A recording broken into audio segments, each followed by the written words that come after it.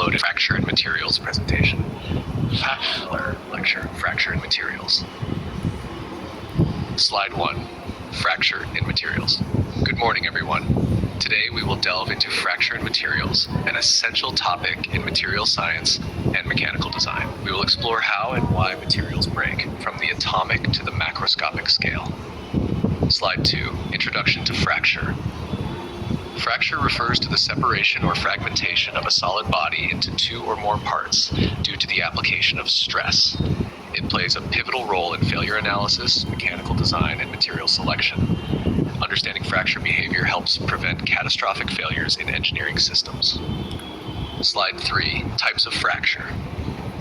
Fractures are primarily classified into two types: ductile fracture, which involves significant plastic deformation before separation; brittle fracture, where the material breaks suddenly with little to no plastic deformation. We'll look at examples and surfaces of both fracture types to highlight their differences. Slide 4, stress-strain behavior. In stress-strain diagrams, ductile materials show a long strain-to-failure curve, indicating high toughness. Brittle materials, on the other hand, exhibit a steep and short curve, indicating low strain capacity and higher risk of sudden failure. Slide 5, fracture mechanics basics. Fracture mechanics gives us a tool to quantify failure. The stress intensity factor, K, is defined as K equals gamma sigma skirt pi A, where gamma, geometry factor, applied stress; A, crack length. This helps predict the stress at which a crack will propagate.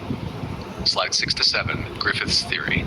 Griffith proposed that fracture is driven by energy balance, sigma 2e gamma pi A, where sigma F, fracture stress; E, Young's modulus; gamma, surface energy; A, half crack length. This theory works well for brittle materials like glass or ceramics. Slide 8, fracture toughness, Kc. Fracture toughness, Kc, is the critical stress intensity factor required for crack propagation. Kic is the mode I fracture toughness in MPAM. Higher values indicate greater resistance to fracture. It's a vital material property used in safety-critical applications. Slide 10, ductile fracture process. Ductile fracture involves a multi-stage process. 1, void nucleation at inclusions or second-phase particles. 2, void growth under applied stress. 3, void coalescence, leading to localized weakening. 4, final fracture, typically with a dimpled appearance. Slide 11, brittle fracture process. In contrast, brittle fracture often occurs through cleavage along crystallographic planes. It can be transgranular across grains or intergranular along grain boundaries. A common example is cleavage fracture in BCC metals at low temperatures. Slide 12, fractography. Fractography is the post-failure examination of fracture surfaces. It reveals patterns like river patterns, hackle marks, chevron lines. These features help determine the origin and direction of crack propagation. Fractography is critical in forensic engineering. Slide 14, applications and case studies. Real-world failures such as those in Liberty ships during World War II and aerospace disasters have emphasized the importance of fracture analysis. Design parameters like notch sensitivity and safety factors must be considered to mitigate such failures.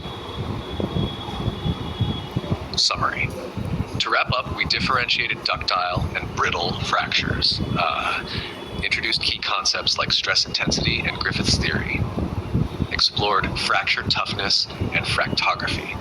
Remember, fracture is not the end, it is a message waiting to be interpreted.